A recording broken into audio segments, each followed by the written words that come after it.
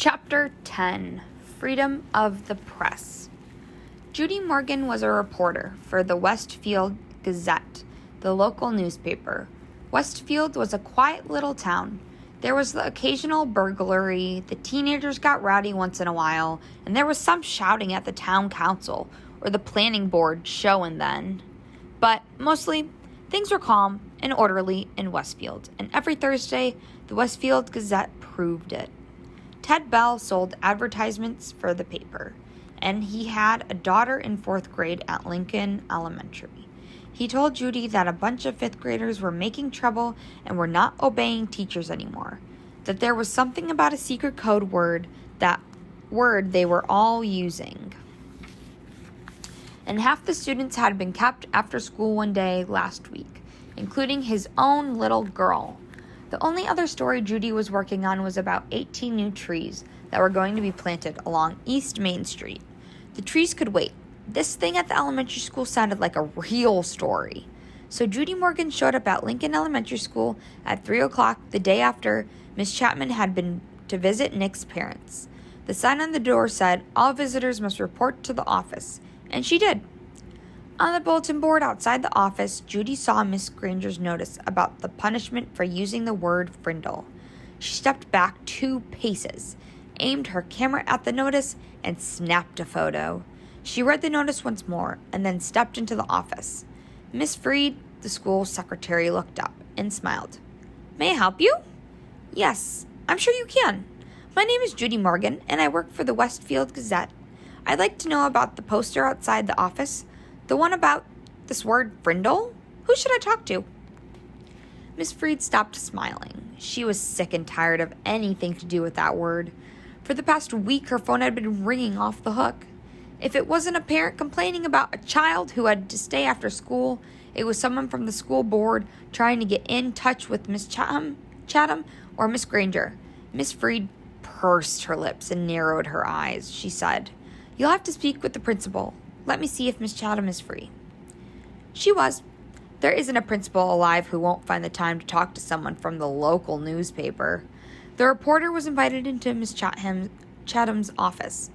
Judy noticed right away that the principal was not comfortable talking about this stuff. When asked about the poster outside the office door, Miss Chatham laughed and said, "Oh, that?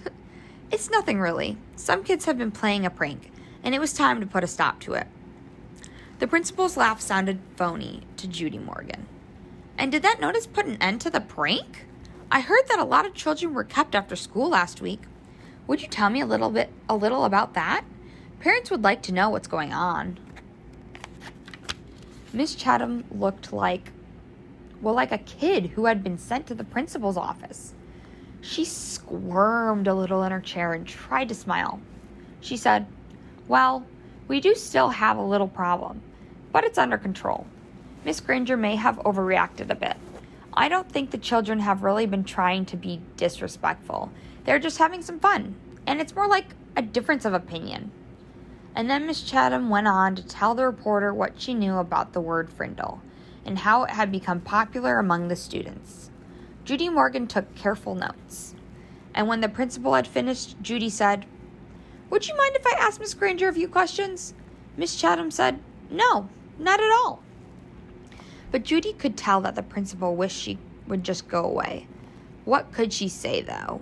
Miss Chatham couldn't very well keep the reporter away from Miss Granger because, after all, America is a free country with a free press. If Judy really wanted to, she would talk to Miss Granger sooner or later. It was sooner. In 3 minutes, Judy Morgan was standing at the door of room 12, looking in at Miss Granger. There were about 15 children sitting at desks scattered around the room, busy writing out their 100 sentences. She knocked, and the teachers and students looked up from their work. "I'm Judy Morgan from the Westfield Gazette. Miss Granger, may I have a word with you?" Miss Granger stood and came out into the hallway and closed the door. Judy could see past her and saw that every kid in the room was straining to listen. Judy noticed Miss Granger's eyes right away. Gray, maybe flecked with a little gold, and very sharp, but not hard or mean, just bright and strong. The reporter didn't waste words. "So, I hear that you plan to stop the students from using their new word. How goes the battle?" Miss Granger did not smile, and her eyes got even brighter. "First of all, it is not a battle. I am merely helping my students to see that this foolishness should stop. Such a waste of time and thought! There is no reason to invent a new and useless word. They should each learn to use the words we already have. But of course, all this is just a silly fad. And when you add an E to fad, you get fade. And I predict that this fad will fade." Judy looked up from her notepad and asked, "Any idea how it all got started?" Miss Granger's eyes seemed to almost catch on fire at that question, and she said, "Yes, I have a very good idea how it all got started.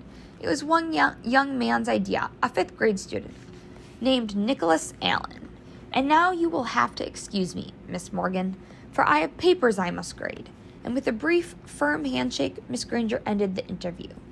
The reporter didn't leave right away. She walked back through the hallway and sat on a bench outside the office so she could look over her notes to make sure they made sense.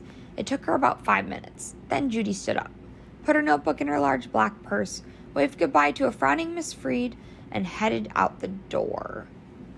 As she walked to the parking lot, 5 or 6 kids who had just finished writing their sentences before Miss Granger came out another door. Judy walked beside them, listening to them, laugh and joke. Then she asked them, "Why do you kids keep saying Frindle? Don't you hate staying after school?" A boy who was almost falling over from the weight of his backpack looked up at her and smiled. "It's not so bad. There's always a bunch of my friends there. I've written that sentence 600 times now." And then the kids said, Miss Granger didn't even look at their punishment papers anymore. They were sure, because where you were supposed to write, "I am writing this punishment with a pen," everyone was writing the word Frindle every 4th or 5th sentence, and Miss Granger hadn't said anything. One girl bragged that she had written the word Frindle 45 times on her sheets today. She grinned and said, "That's a new record." And this boy named Nick, Judy asked, "Has he had to stay after school too?" The kids giggled. And a tall boy with reddish-brown hair and glasses said, "Miss Granger has kept Nick after school so much that everyone thinks she wants to adopt him." The reporter smiled and said, "Do you think I could find Nick and talk to him this afternoon?"